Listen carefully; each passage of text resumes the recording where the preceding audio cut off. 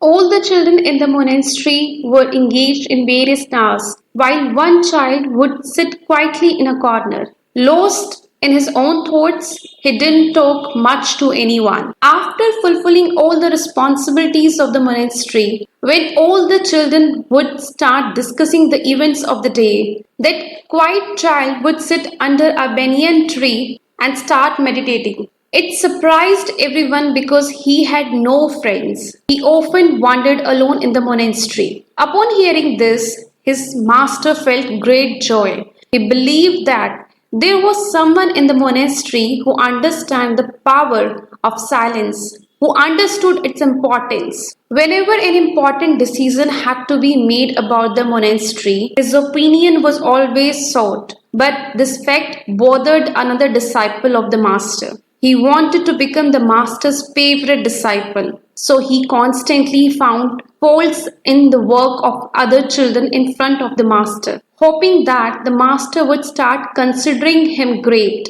He often pretended to fulfill all the responsibilities, even if no one asked for his advice. However, he continued to give them advice anyway. He was very clever, a year ahead of his classmates, and he was very famous among all the other children in the monastery. He talked to them all day long, which is why he became the closest friend. But it bothered him when the monastery's master didn't consider his opinion and instead sought the opinion of another child. He thought that he was smarter than the other child. However, that master still favored him. It wasn't that the master didn't know about the student's nature, but the master wanted to teach him in his own way so that his habit of speaking too much, showing off, and pointing the flaws in others would be permanently eliminated, and he would learn to remain silent and focus on the depth of meditation. This is the true desire of every true master. They want to make the devoted student realize it in some way. By remaining silent, one can discover boundless truth. The realization of that vastness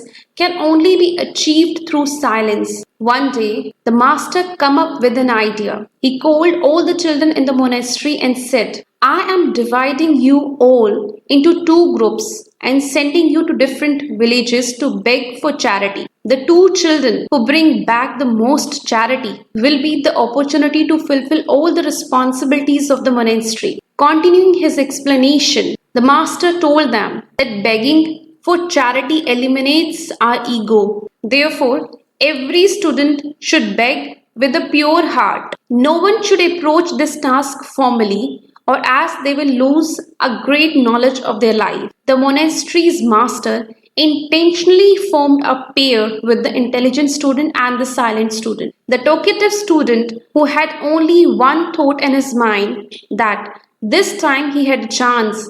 This time he would prove himself to the master. The silent student wished how much more talented he was than the talkative student. Both students agreed to start begging from different corners of the villages, accordingly to their mutual understanding, so that the task of begging could be completed quickly. The silent student went to every door, held his hands together, and presented his begging bowl in front of the people. There was simplicity on his face and peacefulness in his eyes, which made those giving him charity consider themselves blessed by giving him charity.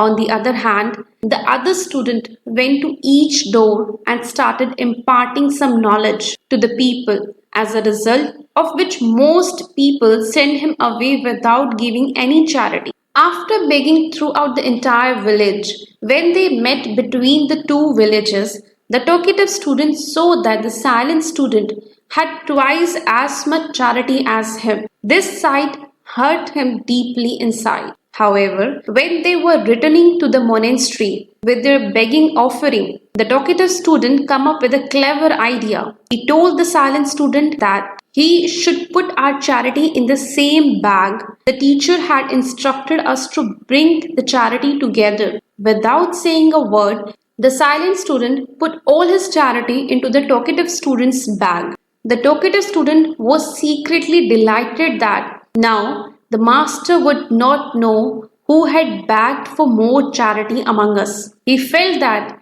the master would consider him less talented. That's why he employed this strategy. After all the disciples had returned during the evening, when everyone's charity had been collected, it turned out that these two students had collected the most. Master greeted him in front of all the monastery's children, patted their backs, congratulated them, and said that he would not entrust the responsibilities of the monastery to both of them. There is a danger of conflict between you. Therefore, the one who has collected more charity will be given the responsibility of the monastery. When the teacher asked them who had begged for more, the talkative student said the master, I had collected twice as much charity, but I made a mistake by putting both charity in the same bag.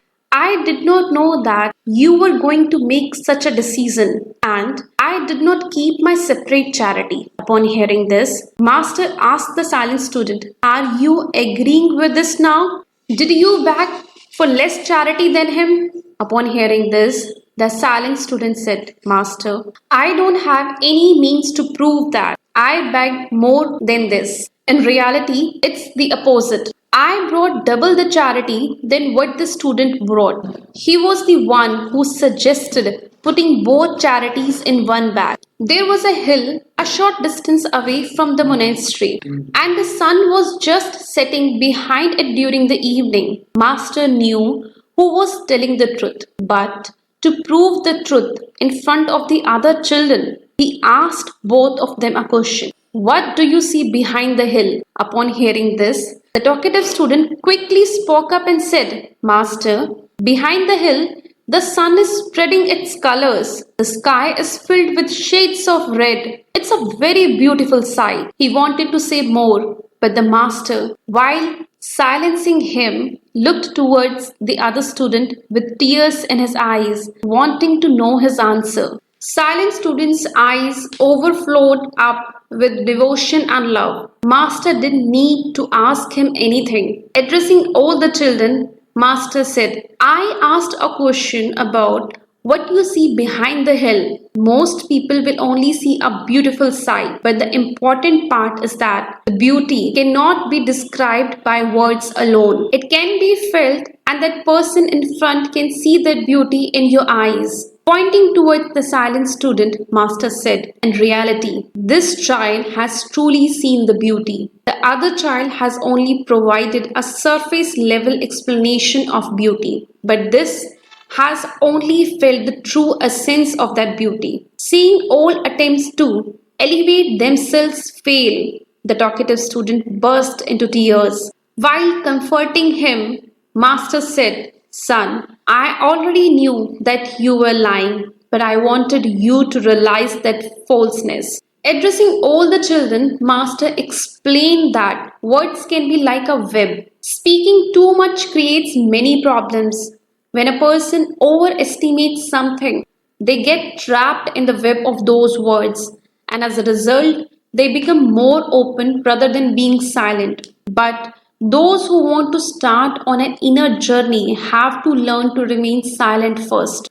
Talking too much or constantly speaking holds back our inner journey. When you practice silence, you start spending time with yourself, allowing you to discover your peacefulness. Once peacefulness is established in your mind, you can see the simplicity, the peacefulness, and the clarity reflected in your eyes and on your face. It becomes evident without having to prove anything. It becomes difficult to express everything in words. Everything can be seen in the eyes. Pointing towards the disciple who remained silent, Master said that the intense beauty that this child has witnessed cannot be perceived by someone who speaks too much. That person will continue to engage in thoughtful arguments about what they are seeing, but they won't be able to feel anything from it. They will only see it externally.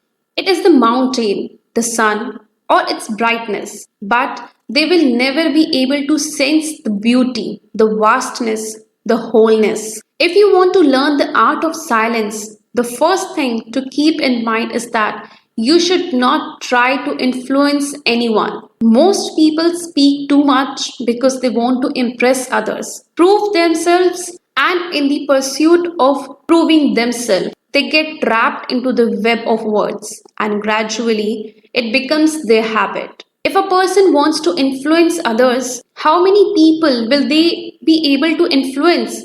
This hunger keeps increasing, and that person will never be able to influence anyone in the world. That's why it is important to understand the instant of being vocal. We can understand ourselves of being thoughtful. While concluding his words, Master gave his final message. He explained that if a person cannot remain silent for a long time, they should practice for a short time. With firm dedication, like observing our oath, they should spend some time during the day or some time during the week, or alternatively, practicing one day of silence is highly recommended. By doing so, our habit of remaining silent gradually develops on its own. Because once we start practicing silence, we begin to experience the joy of silence. And after that, we don't have to make an effort. Instead, our mind naturally inclines towards joy. After learning the art of silence, both your intelligence and clarity will benefit greatly. In reality, what is called perception can you only be achieved through silence. After this, Master concluded his speech by taking an oath of silence for a while with all the children. They all then gathered together in the dining hall to have a dinner. So, friends, how do you like the story?